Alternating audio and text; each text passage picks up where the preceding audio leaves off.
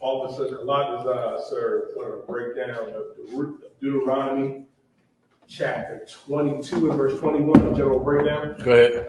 This is the book of Deuteronomy chapter 22 verse 21. Then they shall bring out the damsel to the door of her father's house, and the men of her city shall stone her with stones that she died, because she had wrought folly in Israel. You got to back up to what this is talking about. This is a woman getting stoned, which was an old form of capital punishment among the Israelites. All right, to be stoned. Many times you were tied to the ground. They would put stakes in the ground, wooden posts in the ground, tie you to the wooden post. Sometimes they would just bury you in a hole and leave your head above the hole. And then everybody would just throw rocks at you until you were unalived. It was one of our forms of capital punishment. We had that, and we had burning at the stake. We also had, all right? I'm not sure what the sister did to get unalive. You can read above it and tell me that you already know. This is verse 13. Go ahead. This is verse 13. If any man take a wife and go in unto her and hate her, verse 14, and give occasion of speech against her, and bring up an evil name upon her, and say, I took this woman, and when I came to her, I found her not a maid. This is talking about how you marry a woman, her father said that she has never been with a man. Right? And then you're with her, and she has been with a man. And you could tell because there's no bloody bed sheet. And then you find out, and then now you go tell everybody. You go and say, I was cheated. Her father robbed me of my 10 goats and 30 shekels of silver. And she's nothing but a nasty so-and-so. Go ahead. Verse 15. Mm-hmm. Then shall the father of the damsel and her mother take and bring forth the tokens of the damsel's virginity.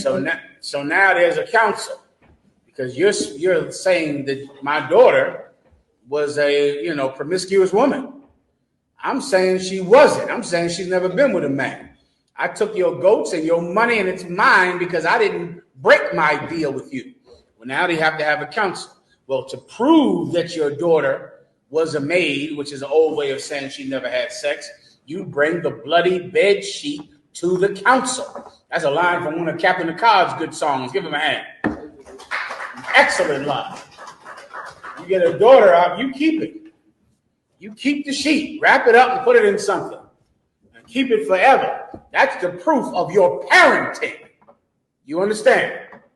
You can now, the day you give away your daughter, you can now have a bloody bed sheet. They hand it to you. You fold it up. You put it inside a case. You lock it away somewhere. If somebody tries to run their mouth, here we go. I got the proof right here. This is the proof of my parenting. You understand? I took your money in good conscience because I gave you a woman who was excellent. You get my point. All right? Go ahead. Verse 16. And the damsel's father shall say unto the elders, I gave my daughter unto this man to wife, and he hated her. You get my point? Meaning, it wasn't because she actually was a promiscuous woman. He just hated my daughter, which can happen sometimes. Where instead, really, you hate her for her personality. You understand? It's not because she's promiscuous. It's not because she cheated on you. It's not because she's some hoe. Excuse me, TikTok. It's really, she talks too much. She's too loud. Maybe so. But she's not a promiscuous woman. And you can't shame her all through the town and give her a name of a sinner because you hate her. Right. Then that man can take you, her father can take you to counsel. Continue. Verse 17. And lo, he had given occasion of a speech against her. So now he's made my daughter to be embarrassed, and everyone can speak evil about my daughter. Keep going.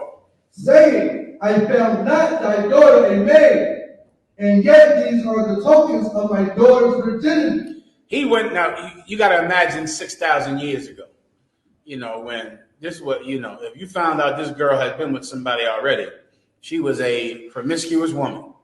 And now everybody in the town is looking at her and laughing at her, and they don't want to do business with her. They don't want to sell her food. You understand? She goes to the marketplace. They don't want to sell her fish. She's shunned all throughout the city. But look at this bloody bedsheet. He just hates my daughter. What he's saying about my daughter is not true. Continue.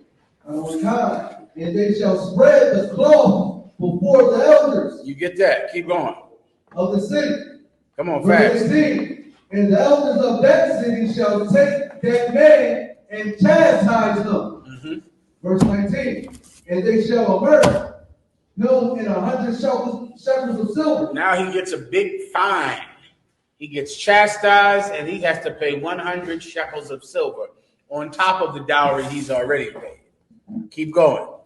And give them unto the father of the damsel. Keep going. Because he hath brought up an evil name upon a virgin of Israel. Of what? Of Israel. Now, once again, now because of Jesus Christ, even if a woman has physically been with a man in the past, she's a new creature in Christ. The same way every man who has unalived someone is a new creature in Christ when he comes into the truth.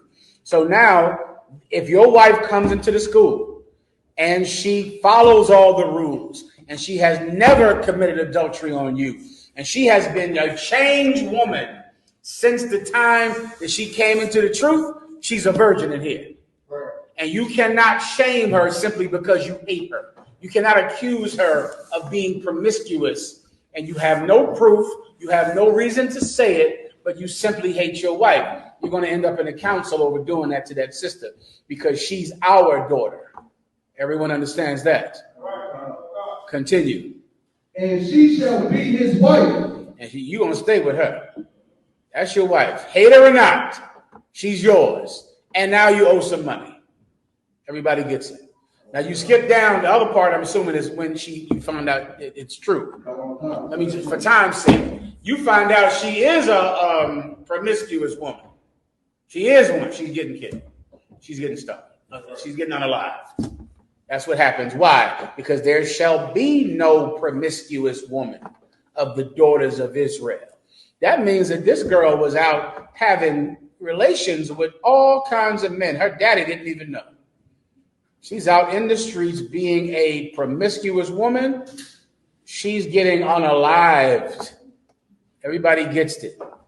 If you do that, then you won't have the society that you live in today. Now, what do you do now? We're in the truth. Let's say you're in the truth and you find out that your wife is on Facebook and Instagram talking to her ex. You find out she went over to his house. You have proof that even though you met your wife in the school, even though she did her 90 days, even though you married her justly, your wife has fallen out the school, and now you thought she was a righteous sister, but you went through her Instagram and she's meeting other men. Well, she's getting kicked out of the UPK. Right. We're not going to speak to your wife again. We're never going to talk to her again. We're going to talk to her again. We're going to walk by her on the street and say nothing. She's going to call me. Some woman called me yesterday who committed adultery on one of my brothers in the Midwest 5 years ago, 6 years ago.